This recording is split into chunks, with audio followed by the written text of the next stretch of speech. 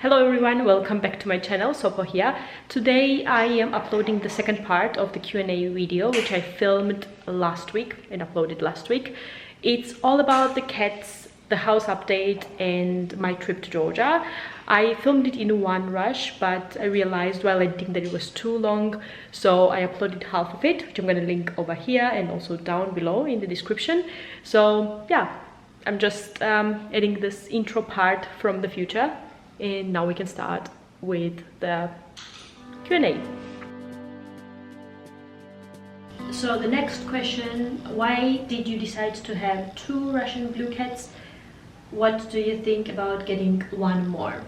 I have answered the first part of the question in my first Q&A related to the cats extensively, so I'm not gonna repeat that. But if your question is why 2 and if I'm adding the third one, to be very honest, I actually wanted 1 in the beginning and we had huge discussion at home. I could not imagine like having 2 cats. I thought it was too much in a flat environment when I discussed it with Falco. But he somehow managed to convince me, and after talking to breeders, every single one of them was recommending to get 2. Cats as a living creatures need a company, especially when we humans are out of the house, and that obviously happens if we are working. So it's just very I believe that it's, once again, I believe that it's very selfish if we think them as a toy. They are not stuffed animals, so we have to think in terms of the benefits for them, what is good for them. Getting a cat is a huge responsibility and we have to realize that from the beginning. The realization of that was what helped me to decide for 2 cats. As for adding the third one, actually I'd love to get every single cat out there possible. My dad actually often jokes about it because every time I go to Zugdidi, the cats are not castrated and I start to feed the cats in the neighborhood and they call other ones and it's like a head, and he hates it. He says like, you are going away and I have to deal with all these cats now. So just to give you a picture, as a kid as well, I would always drag all the cats that I would find outside and then make this puppy eyes and beg them if we could keep them. So yes, if you ask me, I would get another cat. And it's not that we don't have enough space, it's an additional responsibility. Also, I have to make sure that that new cat would fit with this breed, introduction of them. It would just stress them out. And most importantly, I don't think that my husband is on board with the idea either. So no, currently that's not under a radar. There are a lot of other things that we are currently discussing, but adding another cat is not the one. Often asked question with regards to the cats is, when did their eyes turn green? Don't worry about it because it takes time. If I remember it correct, it turned very green the way it is right now far after they got 1 year old, but definitely not before. I was always worried that their outer shell looked yellow. James's eyes still have a hue of yellow in them, but it got as well so much greener. They just grow into it. If I would not have seen their parents and all the cats in the cattery with my own eyes, I would have thought that they were not purebred. That's how long it took, but eventually it turns green, and that's the way it stays all their lives. So enjoy every phase of them looking a little bit different, being kitten. Don't focus on the eyes. There is so much to love about kittenhood. I miss it very much. I remember that after ours grew to adulthood, we used to visit the cat breeder who is our friend now, when we lived still in Bonn, because they lived there close by, because I would want to spend more time with kittens, and that was the only possibility I could get to spend with kittens. Enjoy the kittenhood and don't worry about the eyes because it will come in no time. How do you train to scratching? Do you ever scratch things that are not allowed? In the last 5 minutes, I just filmed 3 times how they went to this scratcher over here, which is standing here, and scratched it. That's what happens when you provide them with sufficient scratching posts in every room. I know that a lot of people find it ugly and they don't want it to stand in every single room, but here is a vivid solution how you're gonna tackle the issue. Special scratching posts are made out of the materials most of the time, be it carton or such xyle, I don't know the word for that, which satisfies the urge for scratching a lot more than any other furniture bits do. So I am a strong believer that they don't scratch your furniture because they hate you or they want to annoy you, but because they are animals and that's their natural urge to do, and they don't have any other place where they could satisfy their needs. It obviously as well, it depends on a cat. Some cats love horizontal scratching, some love vertical scratching. You just have to observe what your cats scratch most of the time. Are those carpets? Are those bed corners? And then put on that side, because they are also a routine animals. They love to scratch one in the same spots. Provide them with sufficient scratching posts, and there are tons of beautiful alternatives. What I showed you right now is one of the old ones that we have, and it's the super ugly one as well, but there are so many beautiful ones out there, so you don't have to compromise the beauty of your interior and the cat scratching post. You just have to invest a little bit more than your average cat scratcher, and voila, the problem is solved. As for the question, if I have to train them, to be honest, I did not have to, because we bought them from a very good caterer and they came very well behaved already. They knew how to scratch, but I think it's not very difficult either. If you introduce them to a new scratching post, you can like sort of do this movement on the scratcher, provide incentive for them. It also makes some type of sound which attracts them. I have often noticed that when I touch the scratching post, they come running and start scratching it instantly. Somehow it's a yeah, I don't know, invitation for them to sharpen their claws. I have a lot more other questions related to cats, which I already answered on Instagram, so please check our last post. Underneath I already gave answers to all the questions that you provided. I'm gonna end this Q&A related to cats, at least, with the last question that is about their food. What diet do James and Mia have? Do they like the same food given to them constantly, or do they prefer variation? James and Mia are horrible eaters, and I personally strongly believe that it has to do something with their breed.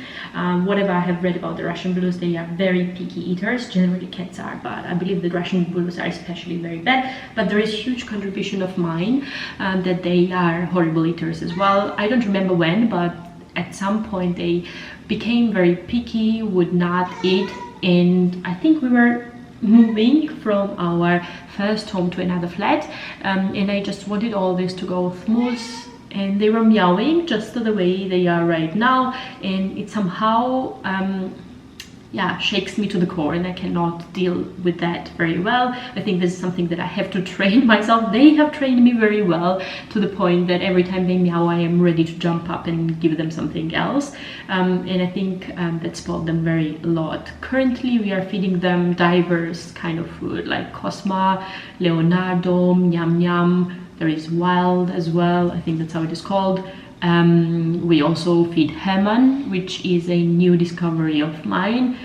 Pretty expensive, especially in those pouches, but they are very liquidiform, have very good composition in terms of the ingredients, but they never eat it on their own. I have to hand feed them, which is a disaster. I hope I come to the point to invite some professional that could help me tackle this issue. It's not anything health related. We noticed that because when I'm away for a holiday and we have a cat sitter over, they don't starve themselves, and at least if I have to believe the cat sitter, which I do, they say that the plates are empty when they come home. So maybe they are scared that another cat will eat food and they're gonna stay hungry. They notice that we are not there, so they don't have anyone to throw their tantrums. They just adapt to it, but as soon as I turn back, they come to their usual selves and start being picky.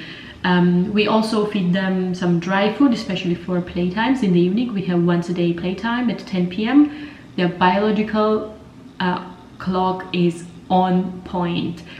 No matter what you're doing, watching movie, cooking, sleeping, they're gonna come and meow you meow you to death if you forgot that it's their playtime. So we throw those dry food bits in the corridor and they run after the food. It's sort of like chasing after the treats, even though they are not technically treats. And we also add this treats on the wet food. But I honestly really want to go back to full wet food feeding, which would be optimal for them, especially that I've heard that Russian blues get really a lot of problems related to water intake when they age. So that's still on my to-do to somehow address the issue of them eating. But yeah, they love variation, they are very picky, and they have trained me to the point that I have hand feed them. That's the short summary of it. And the very last question for this Q&A is home related once again, and it was about what is the last purchase of ours. If I remember it correct, the last thing that we bought was the wall lights for bathroom. Bathroom is a very important room for me. I spend quite a time in the morning doing my makeup, waking up, watching some YouTube videos, really genuinely taking time in the morning. So when I'm there and looking at the beautiful faucet and this marble surface that I picked and that I love, it annoys me that there are two cables hanging next to the mirror. So I really wanted to tackle that quite a long now, but it took me quite a while to find the right model which would not break the bank. When it comes to lighting, it's one of the most expensive things when it comes to interior home interiors, in my opinion. So I found one Polish designer like shop, which is called Schwung. I thought initially that it was German, but it doesn't matter. And they do beautiful lighting fixtures, and I think the model that we chose, which I'm gonna post over here, will beautifully go with the bathroom the way it is at the moment. It's pretty clean and simplistic, goes with the colors like black matte background and the white front. So yeah, I hope that it arrives next month at least. One of the recent purchases in the living room is also this huge mirror that I love so much. It makes this room look a lot wider, a lot more spacious, and generally having huge mirror was a dream of mine. We made it custom because I wanted it to have this beautiful, like simple black frame, and everything that I found had ornaments, which is not the vibe that I'm going for in this living room. We also got this chair, which is a vintage piece by Marcel Breuer, the Vasily chair. I have talked about it forever, so long now. There was time to get it. I think that it really looks nice in this corner. We just need curtains, a few decorative pieces so that everything doesn't look too dark in here, but overall I think that it's coming along. And as it's end of the video, I wanted to quickly ask you for your advice as well. We have a dining table over here and super old chairs from IKEA that are on my wish lists to be changed. And I was thinking, what should I do for my birthday? Should I change the chairs? And I have two options for that, which I'm gonna link on here and here. Gooby chair, I think it's called the violin chair, and another Danish designer is Geta Maker. I think I'm butchering the name, I don't remember it exactly, but there is GE, well, I don't remember the model name, but I'm gonna put it over here for you to view. Those are the two options. Because I want something that doesn't have like a back lean and looks a little bit more fresh and airy in this space. So should I get that, or should I get something for myself? This year I did not get anything like myself, not even a single clothing piece. So I was thinking, should I get a ring or a necklace or something like that? And for that I have options as well. I have Bulgari ring, which I have been eyeing quite a while now, and as for the necklace, I've been wearing this duo by Misoma London 2 years now. I wanted to get first something which is not fine jewelry, because I didn't know that if I would get use out of it. That's my strategy, always to test things first and then decide for something more expensive. So now that I know that I have it all the time on me, I was thinking if it would be a good idea to get a Van Cleef & Arpels necklace with malachite.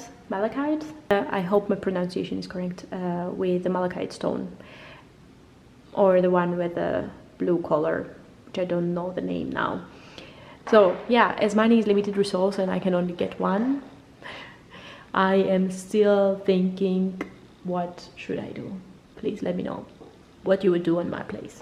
Thank you for your time while watching this video, and if you have more questions, leave them underneath this video, and I'm gonna collect them and do a new Q&A session sometime soon. Have a great weekend, everyone. See you in my next one.